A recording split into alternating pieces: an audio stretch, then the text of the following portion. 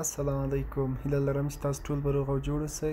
په دې ویډیو کې غواړم چې تاسو ته وښیم که چېرته موږ یو ځای کې نابلده اوسو یا هم بل څه مشکل وسیږي، زه غواړم چې نږدې شاپینګ ته لاړ شم. یعنې ماته سوپر مارکیټ یا څه معلوم نه دی. د خریدارۍ لپاره غواړم چې کوم شاپ ته لاړ شم او کوم شاپ نه باید څه واخلم او دا شاپونه زما نه څومره لرې دي یا نږدې دي، کوم ښه شاپ دی کوم ښه شاپ نه دی، د دې په اړه باندې ټول معلومات څنګه ترلاسه کولی شم. نو تاسې به لاړ شئ، ګوګل مپ به راخلاص کړئ، لوکیشن مو باید آن وي. کله مو چې ګوګل مپ راخلاص کړ وروسته له هغې نه به تاسې دا چې دی زموږ لوکیشن دی کوم ځای کې چې موږ اوسېږو، نو وروسته له هغې نه به تاسې څه وکړئ، دلته تاسې پاس ګورئ رستورانټس دی، هوټلس دی، شاپینګ، دې باندې به تاسې کلیک کړئ.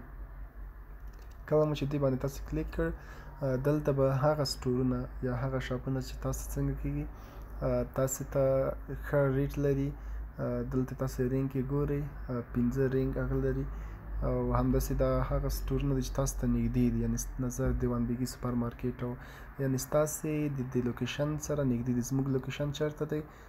دلته دی، یعنې زموږ سره یو سوپر مارکیټ دا دی مګل پلازا او دلته سوپر مارکیټ بلبل.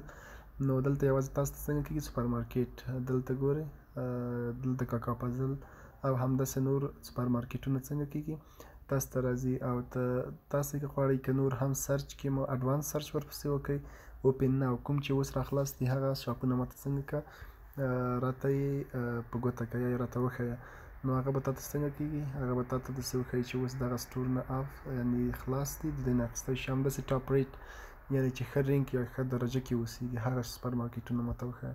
نو تاسې که راشئ دا کوم یو دی، جلال ګروسي سټور دی، همداسې دلته دی عصمت کارډ ډیکوریشن دی او همداسې نور تاسو څنګه کولی شئ.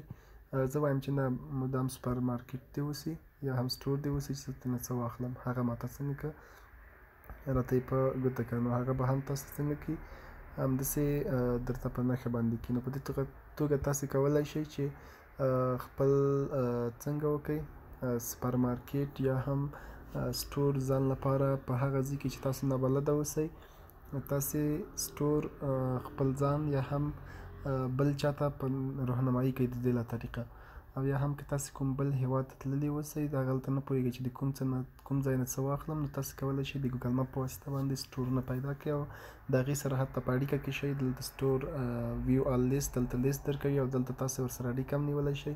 دلته کال لوګو چې تاسو ورکړې په دې باندې چې تاسې کلیک کړئ نو تاسو ته به څنګه کېږي هغه کوم سټورونه چې تاسو ته نږدې دي هغه به تاسې به ورته زنګ ووهئ، تاسې حتی ورته دلته ډایرکشن هم شته چې دې سټور ته د کوم طریقه لار تللې او همداسې نمبر یې هم شته چې تاسو ورته زنګ ووهئ نو دوی به تاسو ته هغه څه چې تاسو غواړئ تاسې کوره پورې راورسوي.